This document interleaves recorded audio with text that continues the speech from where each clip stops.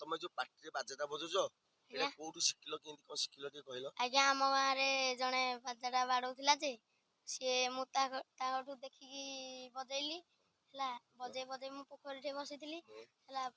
ବସିକି ବଜେଇଲି ଯେ ଆସ୍ତେ ଆସ୍ତେ ଆସ୍ତେ ଆସ୍ତେ ବଜେଇ ବଜେଇ ହେଲା। ତାର ସୁନାଖଳା ଯାଇଥିଲି ହେଲା।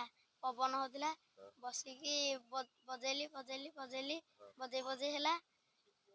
ତାପରେ ଆମେ ଏଇ ଯୋଉ ନାଚ କରୁଥିଲ ନାଇଁ? ଆଜ୍ଞା ମୁଁ ନାଚ କରୁଥିଲି କୈଳାସ ଭାଇଙ୍କ ପାଟିରେ। ନୀଳକଣ୍ଠ ପ୍ରସାଦ ପାଟି, ଜିଲ୍ଲା ନୟାଗଡ଼, ବ୍ଲକ ଭାପୁର। ଆଉ ସେଇ ପାଟିରେ ଏଇ ଭାଇ ଜଣକ ଯାଉଥିଲେ ୟୁଟ୍ୟୁବ ସୁଟିଂ କରୁଥିଲେ।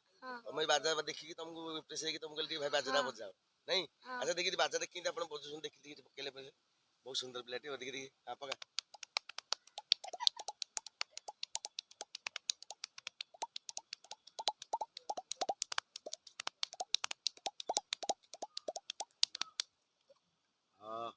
ବହୁତ ସୁନ୍ଦର ବାଜା।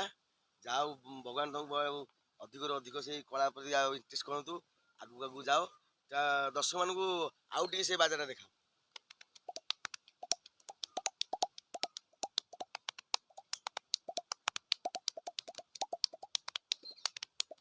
ହଉ ଧନ୍ୟବାଦ ଧନ୍ୟବାଦ।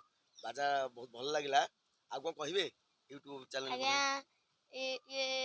ୟୁଟ୍ୟୁବର ଭାଇ ଏଇ ବାଜାଟିକି ଭିଡ଼ିଓ କରିଥିବାରୁ ତାଙ୍କ ଚ୍ୟାନେଲକୁ ଲାଇକ୍, ସବସ୍କ୍ରାଇବ୍, ସେୟାର, କମେଣ୍ଟ କରିବେ।